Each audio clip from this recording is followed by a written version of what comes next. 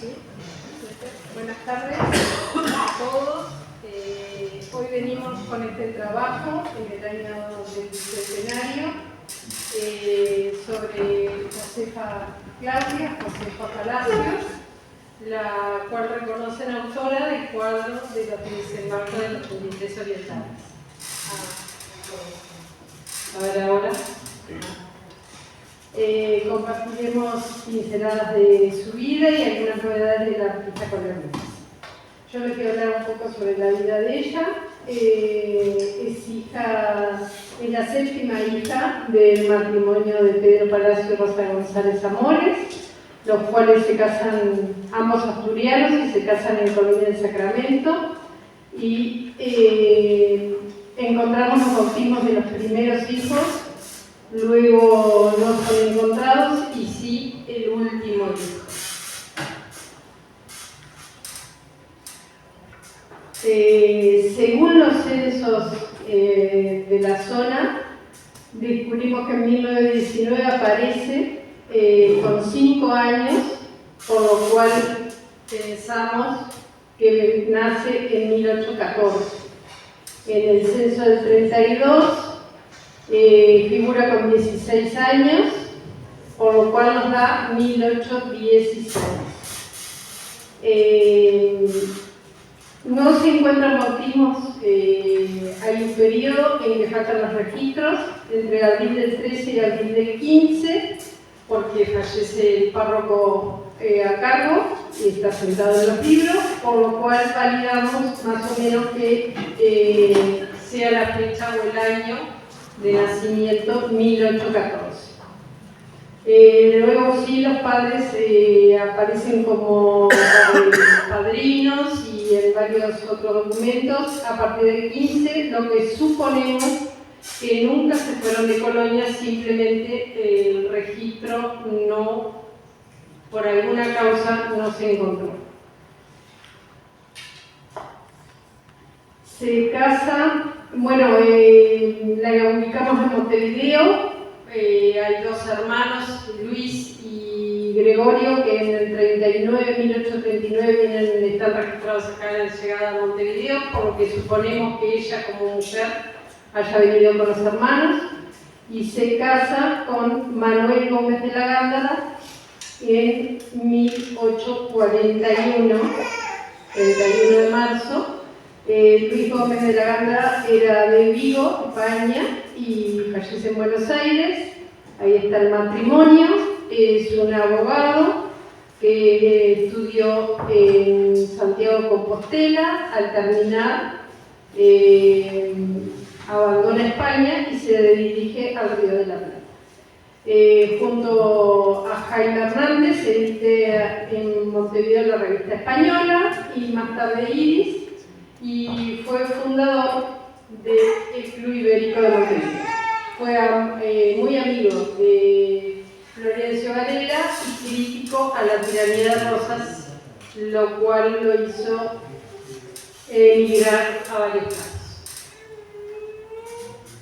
Su hijo, único hijo, Carlos Gómez Palacio, nace en Montevideo, ahí lo vemos, Carlos Guadalupe se llamaba, en mayo de 1857.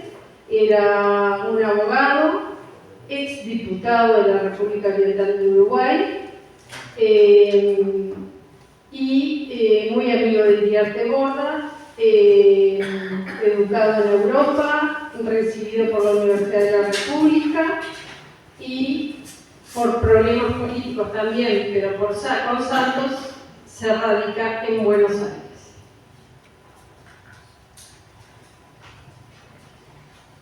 Ese hijo Carlos se casa en Buenos Aires en enero del 81 con Josefina Ocampo.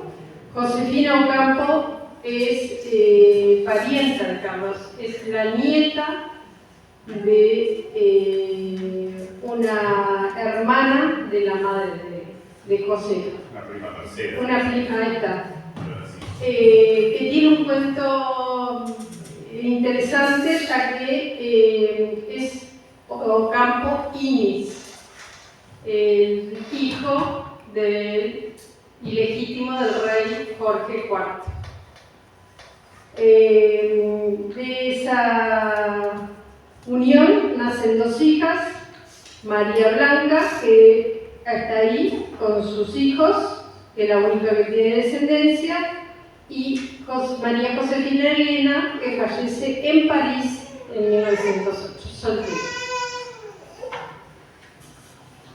Ahí es más o menos para saber la ubicación donde vivieron en Montevideo, en la manzana cerca de la catedral, ahí está, los palacios en sí, y después los Gómez de la Gándara, cerca de donde vendría a estar el club de AEU, ¿no? Sí, atrás de AEU, como el de Camacay. Más o menos. El antiguo que hace cámaras, Juan Carlos Gómez. Ahí fue, perdón me intervenga, pero fue un poco la dificultad porque los cambios de numeración eran continuos. Así que a través de los censos identificamos las manzanas que fue lo más exacto que pudimos lograr. Bueno, y lo más importante en todo esto es la defunción que muere en Montevideo. En todo lo que hay escrito o podemos leer en todos lados, la ubican falleciendo posteriormente y en Buenos Aires, y aquí podemos comprobar que no, que muere el 10 de febrero de 1877 en Montevideo. Lo vemos tanto en el registro de la Iglesia Matriz como en los diarios. Es sepultada inicialmente en el nicho 523 del primer cuerpo, perteneciente a la propiedad de Nicanora Porticelli de Castriz, pero a los pocos meses, en julio del mismo año, se traslada al 301 bis, propiedad del exmarido, pero no se encuentra luego qué pasó con ese cuerpo, porque en 1910 pertenece a otra familia, pero no hay traslado de cuerpo, reducción, no hay ningún registro dentro del cementerio central de Montevideo. Así que sospechamos que sigan en algún lado de Montevideo o capaz que el nuevo panteón se hizo encima de lo que era el antiguo enterramiento. Bueno, acá los dejo a mis compañeros. Bueno, vamos medio rápido.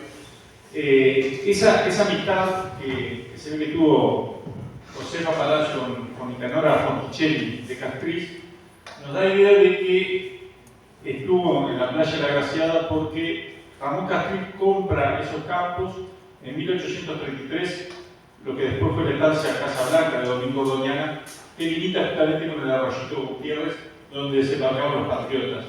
Entonces ella seguramente se adelantó 20 años a Blanes y estuvo en la playa y recrea después en una pintura el desembarco, que es lo más real que existe a lo que fue el desembarco. Como les decía hoy, Blanes pinta algo artístico, pero imposible de que hayan desembarcado en la playa. Lo interesante es que seguramente fue una especie de homenaje a Juan Antonio Lavalleja, que fallece el año antes, ¿no? Con el que también estuvieron relacionadas sus familias, sino también posiblemente Ramón Castriz fallece en 1854, año que seguramente pintó ese cuadro. Entonces, ella quiso dejar ese testimonio de aquellas personas. ¿Y la cabeza? Sí, dale. Bien, el cuadro fue donado después al Museo de Historia Nacional. Hay una cronología que vemos ahí de cómo fue dando el cuadro en diferentes lugares y autores que lo desempolvaron, como por así decirlo, en algunas oportunidades, ¿no? Hasta que después del 82, en un suplemento del diario El Día, Yulki hace una especie de biografía, pero también tiene errores, como decíamos, que falleció en 1881 y en realidad falleció en el 77. Bien, pero no solo ese cuadro es obra de Josefa Palacio. Ella se caracterizaba por ser miniaturista y retratista, ¿no? Hizo retratos en Paysandú de estas señoras y también de Florencio Varela, que como lo mencionaba, tenía amistad familiar. Y también pinta el retrato de su esposo, ¿no? Y de Francisco Acuña Figueroa. Y acá me voy a permitir leer lo que escribe el propio Francisco Acuña Figueroa. Las partes de su obra las sabemos por justamente versos de Fermín Ferreira, Magdaleno Cervantes y Francisco Acuña Figueroa. Y en una dice: la diva de la pintura, Pepita, artista oriental, me hizo un retrato y tal que es mi idéntica figura. Dios le inspire, y como soy, que a veces dudo perplejo si es mi retrato o mi espejo el que allí mirando estoy. Se ve que era buena pintando, y algo para destacar es que no usaba modelos en sus retratos, o sea, los retratos eran de memoria. Ella aplicaba su memoria fotográfica y pintaba los retratos, ¿no? Pero no estando el modelo presente en el cuerpo. O sea, ahí los versos vemos, pintó ausente su esposo, el arroyo de la caseta también lo pinta después, ¿no? Y en un artículo de 1849 da un poco la idea de cómo empezó su relación con el arte, totalmente autodidacta. Dice que a los 12 años fallece una amiga, o desaparece una amiga, y ella pinta el retrato de esa amiga. Y después hace el especie de identikit a un maleante, bandido, para que la policía lo capturara. Entonces era de memoria que hacía esa pintura. Es algo que artísticamente pocos lo hacen, ¿no? Y ese es el mérito que tiene Josefa Palacio dentro de la pintura, considerada la primera pintura nacional. Y como perlita encontramos que un grupo de damas de Montevideo dona una bandera a la Sociedad Amigos de la Educación Popular de Nueva Palmira, que es la que secunda a la original de Varela, ¿no? El pueblito de Palmira, con 1000 y pocos habitantes, forma su sociedad amigos y forma una escuela popular. Y el día de la inauguración, este grupo de damas dona una bandera que el sol fue pintado por Josefa Palacio. Ojalá la encontremos un día. Encontrármela, ya es parte de la investigación. Bien, y como perlitas, sigue. Bueno, en el poco tiempo que nos vamos quedando, voy a tirar una serie de curiosidades, en un sinnúmero de registros que fuimos encontrando. Hicimos identificar dónde ella pudo haber estado viviendo, porque hay una referencia que pudo haber estado en el extranjero. Principalmente estuvo en Montevideo, aunque encontramos viajes a Buenos Aires, Marseille y Salto, en especial en registros religiosos, siendo madrina o siendo testigo de matrimonio y otro tipo de documentos. Pero hay un vacío muy grande que se da entre el 43 y el 45, que no hay ningún registro ni de ella ni de su esposo. Y fácil que en una biografía del año 24 de Manuel, ya fallecido Sambo, en 1924, el siglo pasado, como hace 100 años, se habla que hizo después su matrimonio, instala su estudio en Montevideo y en poco tiempo emigra a La Habana y México, menciona. Y ahí nos dan una referencia que probablemente es el novel matrimonio, que llevaban apenas 1 año o 2 años de casado. Ella se traslada en ese tiempo junto con él y vive en México. Y también hay otra referencia histórica de esa época, que la revista española en ese periodo también se deja de publicar, funciona hasta el 42, se vuelve en el 46. Y la única imagen que hay de Josefa, muy conocida, nos empezamos a cuestionar esta famosa guarda que tiene, que nos recuerda esas guardas aztecas, esas figuras geométricas continuas, y nos da esa sensación o hipótesis de que ella vivió en México. Es un dato. Y también miren su firma, por eso quisimos honrar sus 2 nombres, Claudia Josefa. Entre otras curiosidades tenemos su testamento, y donde vamos a descubrir que su hijo Carlos en realidad era adoptivo. Ella lo reconoce como su hijo de crianza, pero adoptivo. Algo que nos llamó la atención porque encontraron el primer bautismo de ese niño, el nombre de los padres aparece en vacío, ella como madrina, y posteriormente el cura tacha y 9 años después hacen un nuevo bautismo. Se ve que la influencia llegaba hasta carta de Cleto de Josefa. También deja bienes a sus sirvientes, probablemente eran negros libertos, en especial Casilda, porque pensemos de Adar, era contemporánea a ella, le deja, y bueno, a su hermana también, y Laura Torres, que fue una niña, que era hijada de Manuel, que al quedar huérfano, ellos también se encargan de la crianza. Ya un poco les adelantó, hemos encontrado no solo los versos de Acuña y Figueroa, que son muy conocidos, de Fermín Ferreira y Artigas, el hijo del cirujano, es el abogado, y de Alejandro Mariño Cervantes. Esta mujer artista, muy claro la referencia. Y hablando de Fermín Ferreira, bien, con Rosalía Artigas, ellas van a participar en un homenaje a las víctimas de Quinteros.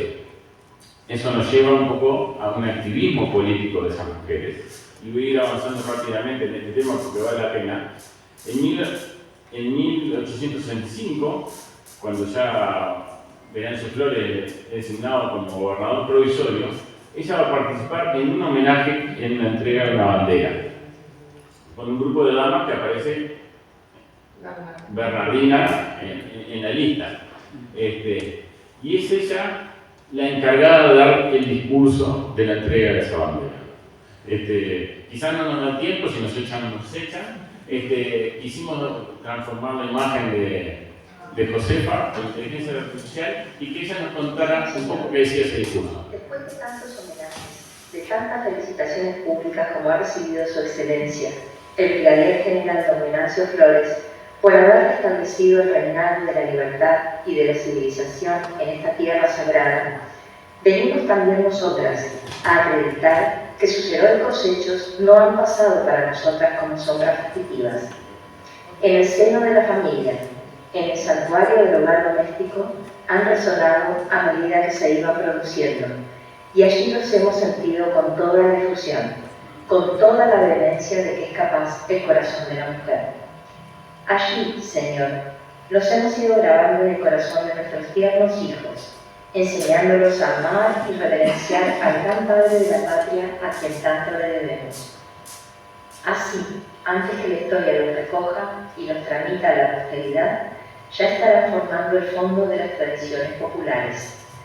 Gócese el héroe en su grande obra, y al admitir nuestras felicitaciones y acoger los votos que hacemos por su felicidad, acepte el glorioso emblema de la patria, que bordado por nuestras propias manos, hoy le ofrecemos a nombre de las señoras y señoritas orientales, a quienes tenemos la honra de representar.